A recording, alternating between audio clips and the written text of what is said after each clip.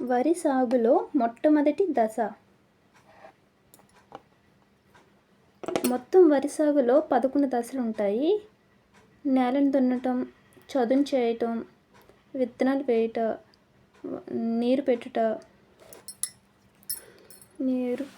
తర్వాత ఎరువులు చల్లటం, దాన్ని సంరక్షించటం, కోత కోయటం, దాన్ని నూర్చిన తర్వాత తూర్పారబట్టడం, తర్వాత ధాన్యం నిల్వ చేయట, తర్వాత లాస్ట్లో మరపట్టిస్తాం. సో ఫస్ట్ది నేలను దున్నటం, మొత్తం 11. వరి మొక్క జీవిత చక్రంలో ఎన్ని దశలు కలవు? జీవిత చక్రంలో దశలు అంటే 6 కలవు. ఏంటి అంటే విత్తనం, అంకురోత్పత్తి, మొలకెత్తడం, మొక్క పుష్పించడం, మొక్క నుంచి గింజలు ఏర్పడటం, మొత్తం 6 దశలు. నీటి వృధాను అరికట్టుటకు ఉపయోగపడే ఆధునిక నీటిపారుదల పద్ధతి. మొత్తం 4 నీటిపారుదల రకాలు ఉంటాయి. క్షేత్ర నీటిపారుదల అంటే నేరుగా పంట పొలానికి మనం పారుదల చేయటం. నెక్స్ట్ మడుల ద్వారా అంటే మడిని పంట పొలాన్ని ఏమో మనం కొన్ని మడులుగా లేదా కాలువల్లో చేసి నీరుని పంపించటం.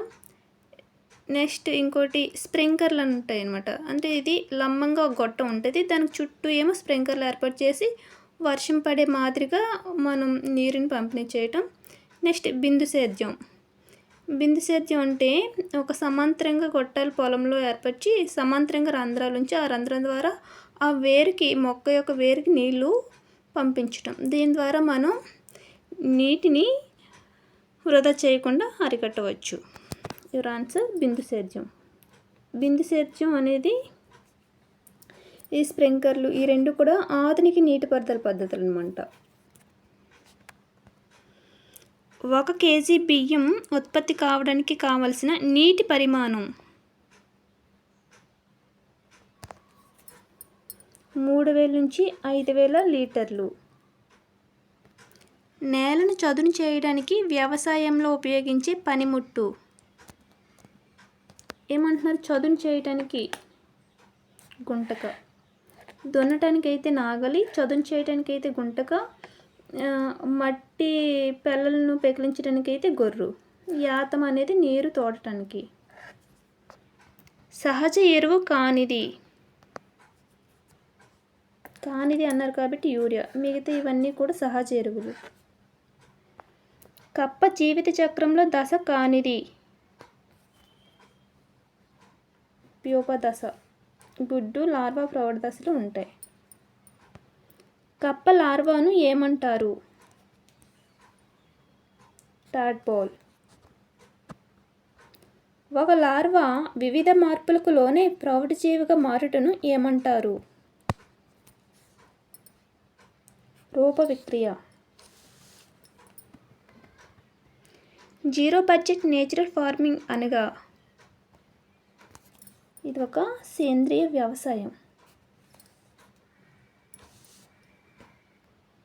క్రింది వానిలో సరికానిది. పిండి పదార్థాలు శక్తినిస్తాయి, మాంసకృతులు శరీర నిర్మాణానికి తోడ్పడతాయి, ఖనిజ లవణాలు వ్యాధి నిరోధక శక్తికి. ఇక్కడ కొవ్వులు అనేది ఇవి కూడా శక్తినిస్తాయి, కాకుంటే పిండి పదార్థాల కంటే కూడా ఎక్కువ శక్తినిస్తాయి. సో సరికానిది. చిరుధాన్యాల ఉత్పత్తిలో భారతదేశం ఎన్నవ స్థానంలో ఉంది? 2వ స్థానం. అత్యధిక పరిమాణంలో ప్రోటీన్లను కలిగి ఉండేది సోయాబీన్.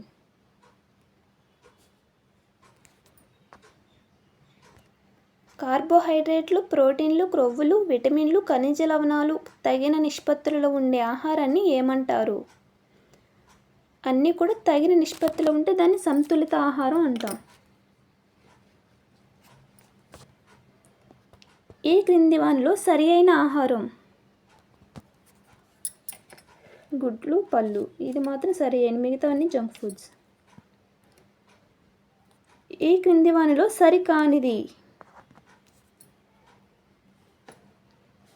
పులిచింతల తెలుగు గంగ ఇవి కృష్ణానది మీద. అలాగే వెలుగొండ, శ్రీశైలం, నాగార్జున సాగర్ కూడా కృష్ణానది మీద ఉంటాయి.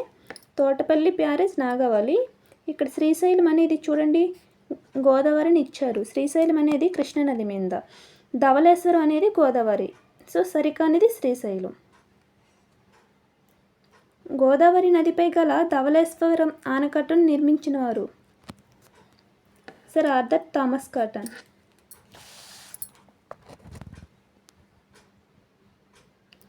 కృష్ణానదికి సంబంధించి ఈ క్రింది వానిలో సరికానిది.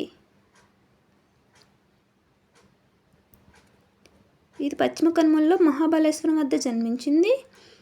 దీని పొడవు 1400 కిలోమీటర్లు. ఇది కృష్ణా జిల్లాలోని హంసల దీవి వద్ద బంగాళాఖాతంలో కలుస్తుంది. ఇవన్నీ కరెక్టే. కృష్ణానది భారతదేశంలోకెల్లా 2వ పొడవైందని ఇచ్చారు. కాదు, 4వ పొడవైంది అనమాట. క్రింది వానిలో కృష్ణానది ఉపనది కానిది. ప్రాణహిత. నాగార్జున సాగర్ ఆనకట్ట నిర్మించిన సంవత్సరం 1967. ఈ క్రింది వానిలో ప్రకాశం బ్యారేజ్కి సంబంధించి సరికానిది. విజయవాడ వద్ద కృష్ణానదిపై ప్రకాశం బ్యారేజ్ నిర్మించారు. 1.2 కిలోమీటర్ పొడవు. 1957లో టంగుటూరి ప్రకాశం పంతులు ప్రారంభించారు. ఇవన్నీ కరెక్టేనండి. ఎడమ కాలువ లాల్ బహదూర్ కాలువ అని పిలుస్తారు. ఎడమ కాలువ లాల్ బహదూర్ కాలువ అని పిలుస్తారు, కానీ అది ప్రకాశం బ్యారేజ్ కాదు, నాగార్జున సాగర్ అనమాట. సో ఇది అనేది తప్పు. ఇక్కడ చూడండి, నాగార్జున సాగర్కి కుడి కాలువనేమో జవహర్లాల్ నెహ్రూ అని, ఎడమ కాలువనేమో లాల్ బహదూర్ కాలువ అని పిలుస్తారు. కృష్ణానదిలో ముఖ్యమైన పర్యాటక ప్రాంతం భవానీదేవి ఎక్కడ కలదు.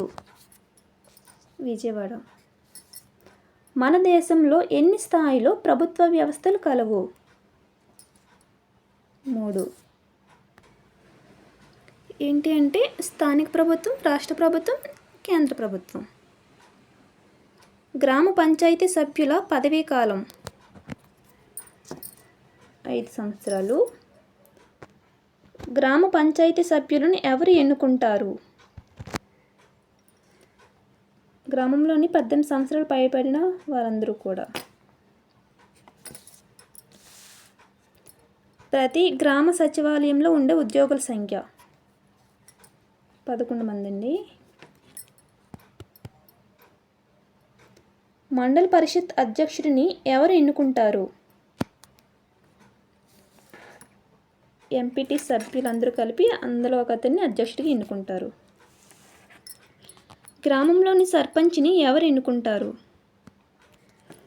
గ్రామంలోని ఓటర్లే ఎన్నికలు అయినప్పుడు సర్పంచ్ కోటి, వార్డు మెంబర్స్ కోటి వేస్తారుగా.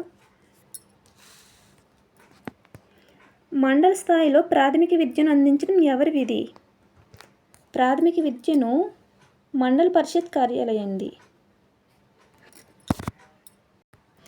తహసీల్దార్ కార్యాలయం విధి కానిది.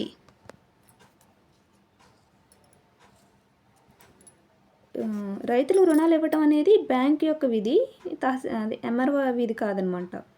ఇవన్నీ కూడా ఇంకా తహసీల్దార్ కార్యాలయం విధి అనమాట. మధ్యాహ్న భోజన నిర్వహణ సక్రమంగా జరిగేటట్లు చూడటం ఎవరి బాధ్యత. మండల వనరుల కేంద్రం ఎంఈఓది. ప్రభుత్వ పథకాలు ప్రజలకు అందేటట్లు చూడడం ఎవరి బాధ్యత.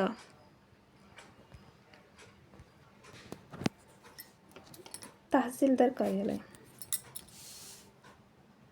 సాగునీటి సరఫరా చేయడం, ఆరోగ్యం, శిశు సంక్షేమం, పారిశుద్ధ్య కార్యక్రమాలు చేపట్టడం మొదలైనవి ఎవరి బాధ్యత. ఇవన్నీ కూడా మండల పరిషత్ కార్యాలయానివి. ఆంధ్రప్రదేశ్లో మొత్తం మున్సిపాలిటీల సంఖ్య. ఈ క్వశ్చన్కి ఆన్సర్ తెలిస్తే కామెంట్ చేయండి. ఇక్కడ కొంచెం కన్ఫ్యూజన్గా ఉంది నాకు కూడా. మెటీరియల్ ఏమో 74 అని ఉంది, ఇక్కడ వీళ్ళు ఇచ్చిన ఆన్సర్ ఏమో 77 అని ఉంది. సో టెక్స్ట్ బుక్లో చూసి కొంచెం తెలిస్తే ఆన్సర్ కామెంట్ చేయండి, నేను కూడా చూస్తాను. Thank you. వీడియో నచ్చితే లైక్ చేయండి, సబ్స్క్రైబ్ చేసుకోండి.